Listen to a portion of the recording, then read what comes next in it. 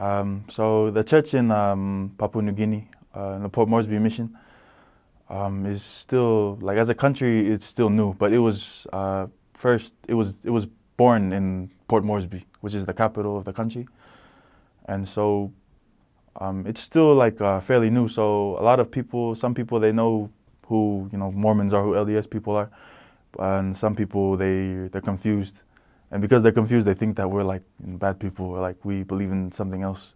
And a lot of people there they say that we worship Joseph Smith, and things like that, and like the Book of Mormon puts down the Bible, and so it's really interesting how we as missionaries just clean things up, or missionaries and members clean up people's the negative thoughts about the church. But yeah, when I said that the church was fairly new in the country, I think it used to be part of the Australia Brisbane mission in the mid 80s, early to late 80s. And then they sent the first missionaries from the Australia Brisbane mission to Port Moresby to try to introduce the church there. But it's slowly, the church started spreading. Started finding more success in the smaller villages, like really fast, like to the point where 60, 70, 80 people would be baptized, like that at the same time. And they'll all be baptized in like near the river or at the beach. And so there's a lot of humbler people in the smaller villages, that I say, than the city. But in our mission, the Port Moresby mission, it's mostly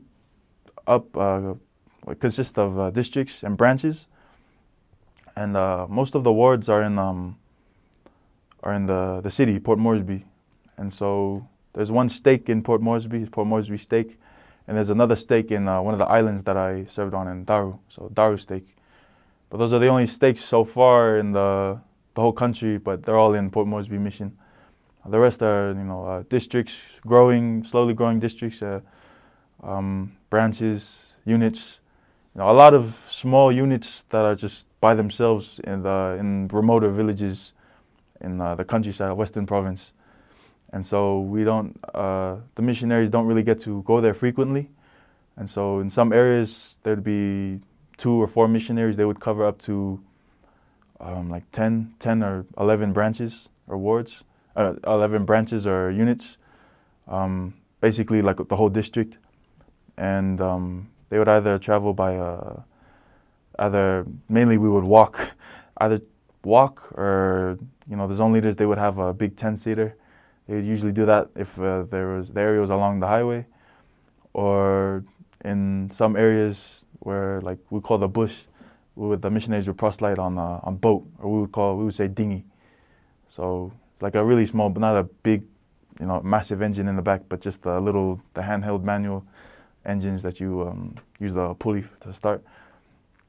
But the church is really, the members are, they're really faithful. Like they're really faithful. And there's some, just like anywhere else, that needs some improvement. Sometimes it's it's steady. Sometimes it goes down. Sometimes it goes up. But it has progressed over the last how many years? Over the last decade, it has really progressed. It doesn't. The country doesn't have a temple yet, but there's the program. There's a program that allows the families that qualify, like eligible families, I would say, to be able to travel in groups, as like by stake or by district, to temples to either Tonga, Samoa, New Zealand, Australia, Fiji, nearby temples, so they could be able to be sealed together. But like to my knowledge, only like married couples or families, they could be able to go. You can't just go like individually because it's money. So yeah, there's a lot of members that sometimes we don't know about, especially in the city where the missionaries first started proselyting. And so there's some members have been fell back a bit, And so there's sometimes we'd be just seeing people on the street and they actually have like a background of the church. We'd ask them, "Oh, do you know about the church? Or do you know about our church?" He's like, "Yeah, I'm a member." Or they say they consider themselves a member, but they just haven't been to church in how many years. But for the most part, as a country, most of the country is Christian, has a Christian background, just like every other Pacific Island country. Because the church is fairly new, it doesn't really have like a big popular following. I'd say like most of the country, they're like a Protestant Methodist, I'd say.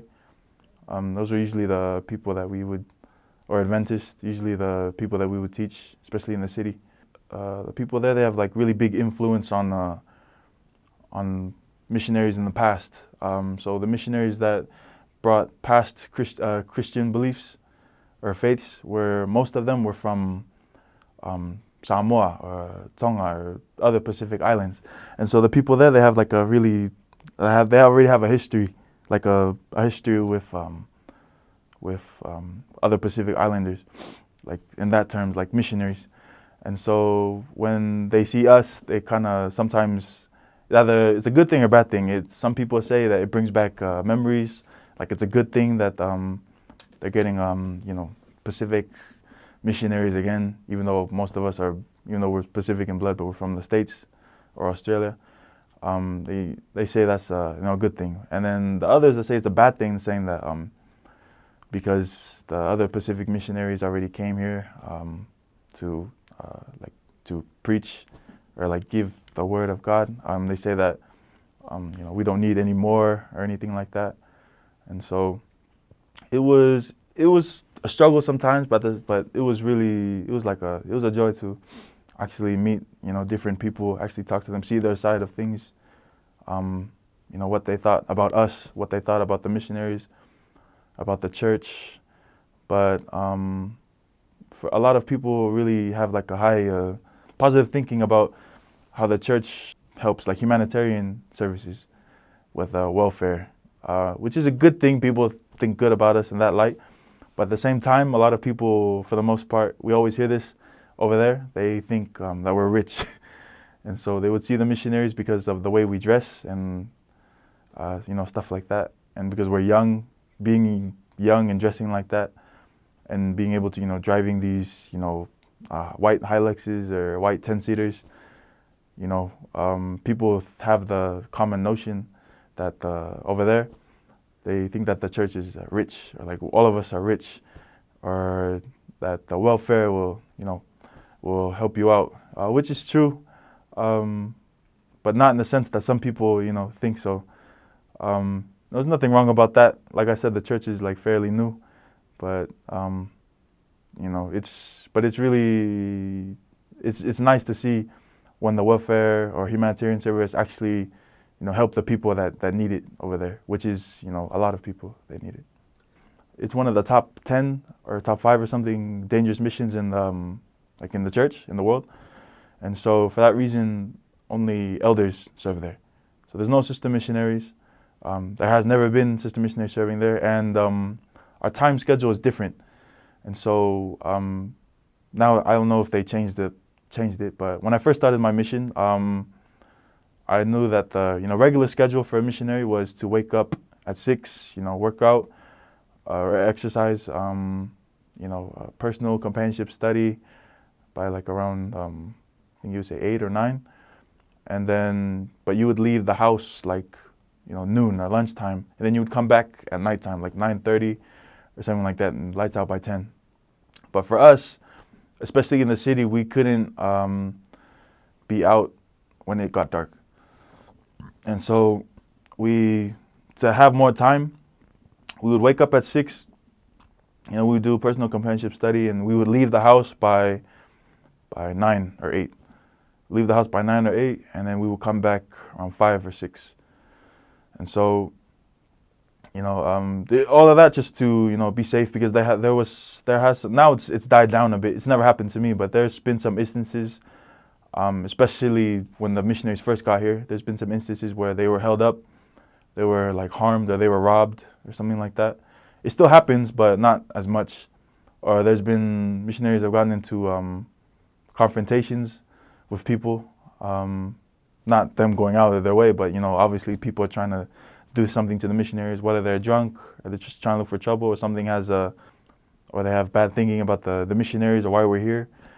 And so, yeah, it doesn't happen a lot anymore, but that's mainly the reason why we don't, they don't allow us to be out when it starts getting dark. But for the smaller villages, it's perfectly safe. We can go around that. We can go to appointments at night, like a regular schedule. But they're more stricter on that in the city, where there's more muggings, there's more killings. Not for missionaries, but just in general. Because it's it's the city.